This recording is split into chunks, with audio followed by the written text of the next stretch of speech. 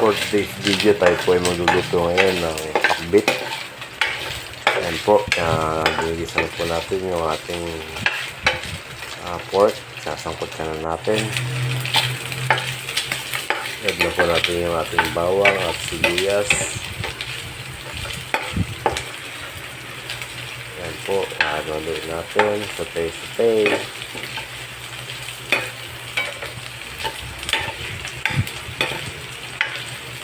Pagkatapos po yan ay susunod na po natin yung ating gulay pakbit. So, igisa na natin siya.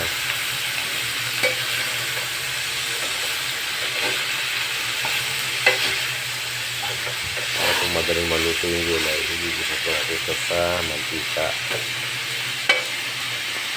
Tapos, lalagyan po natin siya ng tubig. 1 glass of water. Ito po. Hindi po natin masyadong dadamihan tubig para hindi naman po siya masabaw kasi pakbit lang po siya. Tatakpan na natin.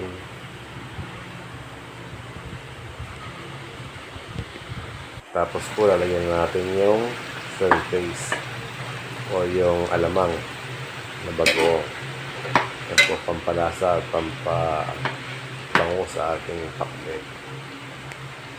Yan po, haluin lang natin, tapos tatakpan natin, tapos wait na lang po natin siyang maluto. Ayan po, luto na po siya. Happy eating guys!